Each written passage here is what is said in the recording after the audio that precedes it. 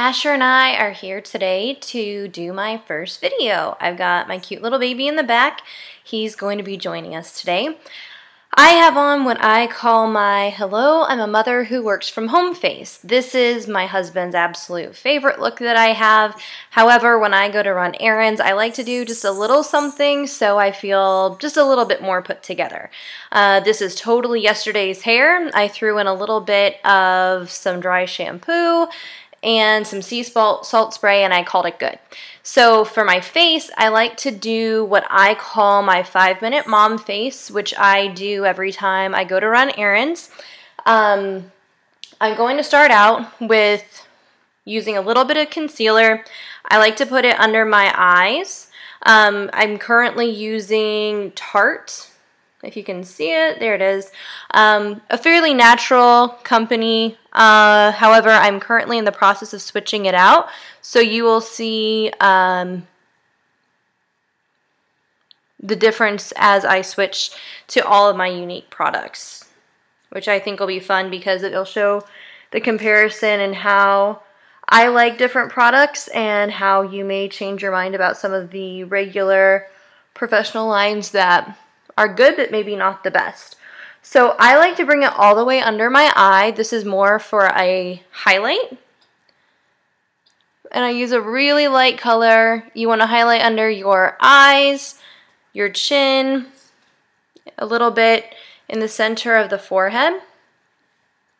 Okay, now that I look nice and ghostly under there, I next use just a little bit of Tinted Moisturizer. I really don't like to wear a lot of makeup, especially when I'm just going about my day.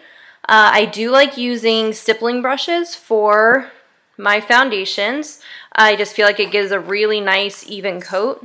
As you can see, my Amazon Clay Tinted Moisturizer is pretty much toast. Perfect time for my amazing BB Flawless to come in from Unique. So I just work it really well into my skin, so I get a nice even application and a good airbrush look with my stippling brush. I'm really fighting with this to get it to even come out anymore. You just want to buff your product in circles around your face and blend away that ghostly white effect that we had from our concealer. Really in there. Come on. Okay. So I don't put a lot on. I don't want it to look like I have tons of makeup on. Just a little bit to even out my skin tone. One of my most important tricks is right around the nose. You want to work this in circles clockwise and then counterclockwise. That helps to cover up any pores that you have on the nose. Work a little bit under here. Make sure you don't get any lines, which I rarely do with tinted moisturizers. The next step is a little bit more of a contour step. I use a bronzer product, which again, I will have a comparative here soon, but today I'm using Benefit's Hoola. It's a really common bronzer and contour product for makeup artists. I go right here in my cheekbone, work it up at an angle. It really helps to carve out the shape of my cheekbone.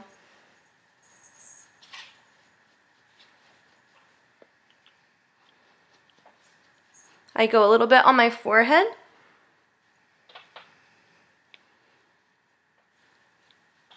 And because I definitely have a rounder face, I always do those little sides.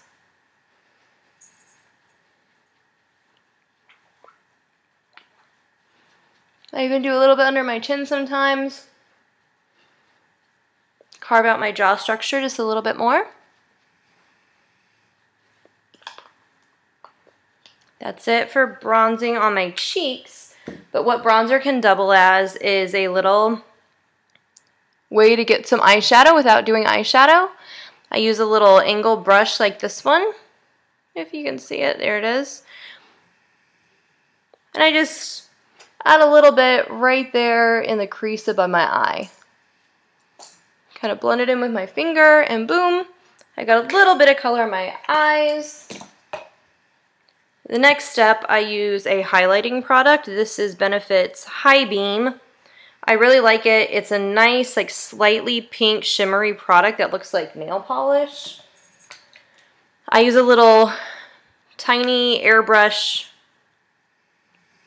and I do it right here under my eyes. This is usually for if Asher doesn't sleep incredibly well. This is my secret to looking nice and awake underneath my eyes. Just kind of work it in, blend it around. I do a little bit up here over my eyebrow also. And again, it just kind of awakens the face a little bit. My next step, a girl is only as defined around her eyes as her eyebrows. So I use a little angle brush and some brow powder. And let's see if I can do this in my computer screen.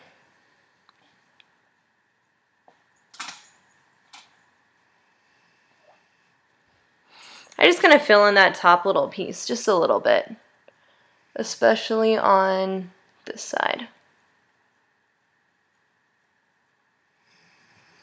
I will get better at making these videos, I promise.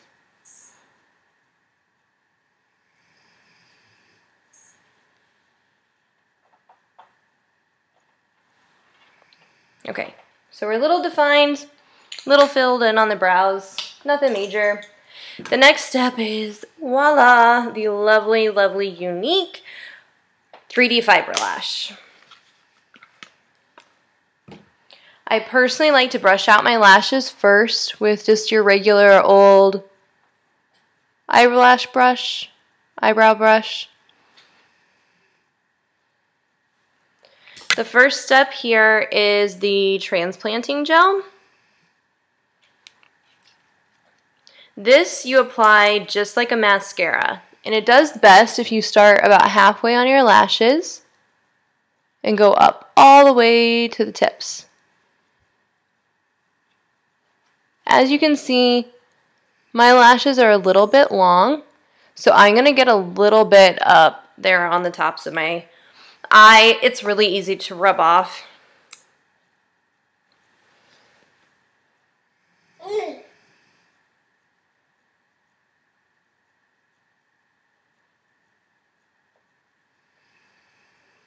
Okay, I'm still a bit of a novice when it comes to applying this, so our 5-minute face may be more like a 10-minute face today, but it's probably because I'm taking the time to explain it. These is your step number 2. It's the natural fibers. It kind of looks like this fluffy, fun stuff. And you're just going to rub it along the lashes, right where you place the transplanting gel.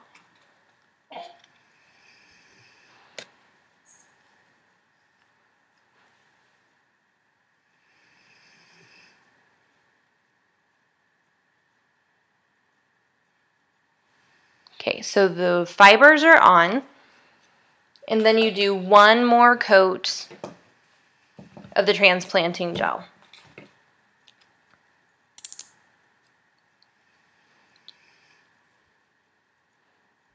Again, bring it all the way up to the very tips of those lashes.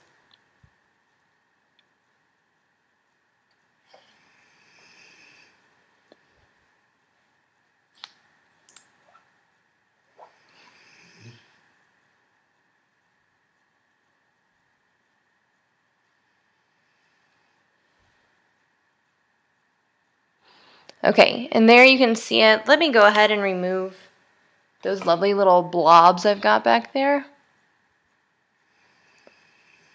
Sometimes I need to get a Q-tip wet. Looks like I will for that one. As you can see, there's the fiber lashes on.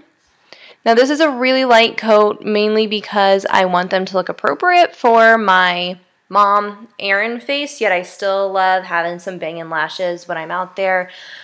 So next I'll finish off with a little chapstick, a little lip gloss, whatever I feel like at the time. And this is my 5-day, took 10 minutes to explain, mom face. I hope you enjoyed my first video, and there will be much more where this came from. See you later for now. Asher says goodbye for now, and we will see you again soon. Thanks for stopping by.